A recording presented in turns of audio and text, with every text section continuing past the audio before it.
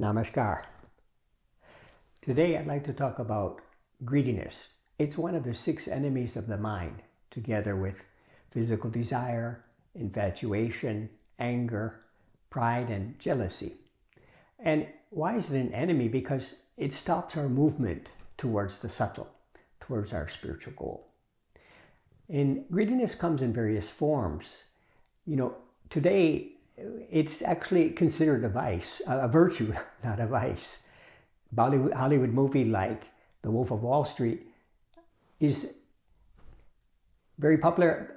It's actually about stock market traders that earn millions of dollars driven by the instinct of greed, unfortunately. But actually greediness is very harmful for our overall well-being. One example would be in the United States, where 42% of adults are obese. And obesity can lead to all kinds of health problems, diabetes, high blood pressure, heart disease, and so on. So another type of greediness, we would say, would be something intellectual. When I want to have knowledge and share that knowledge with others, that's very, very okay. But when I'm gaining that knowledge and I'm trying to use it for my own advantage, it's a type of intellectual greediness. But one good thing is open source software, because that is an example of non-greediness when it comes to intellectual property. So as long as the society has materialism as its main goal, then we will always be having to, the conditions will be present for greed. So we have to make sure that, as spiritual aspirants, we're following, it's the 5th principle, the yamas and niyamas, the universal principles of life, which we teach in the channel. The 5th one is actually Apari Graha.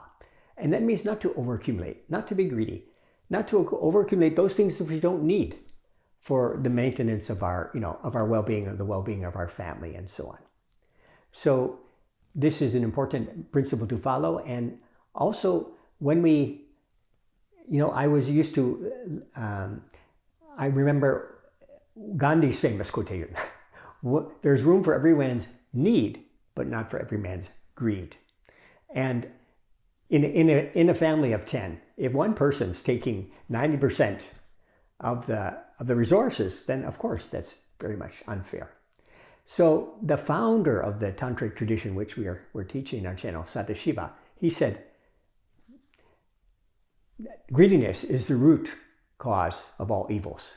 Because the more greedy we are, the more restless we are as well. They go together. So the more we desire, the less peaceful we are. And it's more difficult to practice meditation and feel the subtleness within our own self.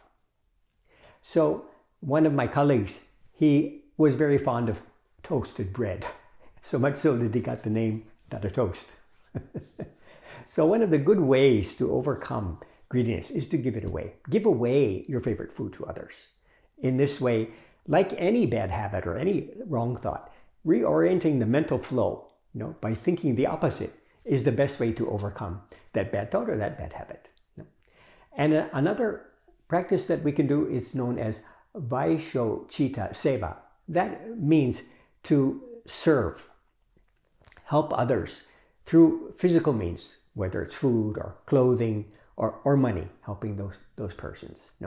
And I remember whenever I would go to Durban in South Africa, one of the yoga members would say, Dada, you take my car, and run around. He would never allow me to fill the petrol in the car because he felt this was his way of serving and giving back, because he wanted to, he realized that in his type of work that he did, he had to be able to control his greed instinct.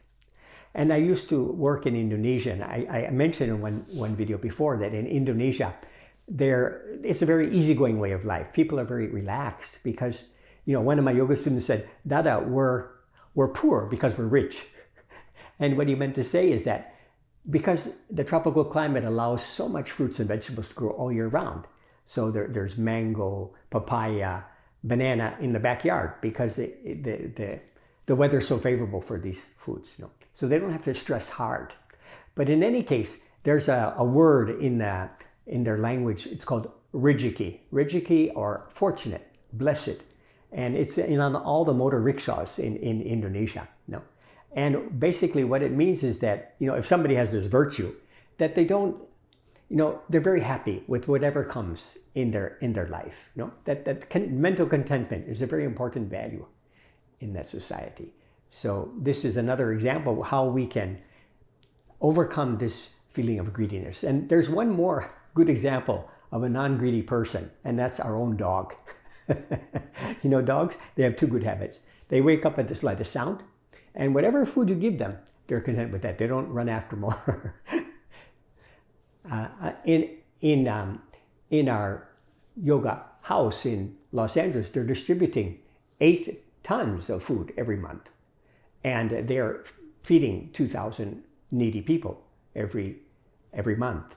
And the beautiful thing is that food is completely okay. Maybe slightly over the expiry date, but it's completely safe and nutritious. And so all the volunteers also can get something from doing the service. That's not the purpose, but they get some other advantage in another way.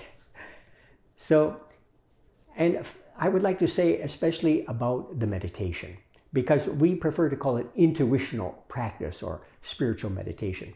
If we have a desire to merge into that infinite, omnipresent entity, that which is the witness or inside of our own self, blissful and ever radiant, then that greediness is not doing harm to anyone, harmless greed, actually.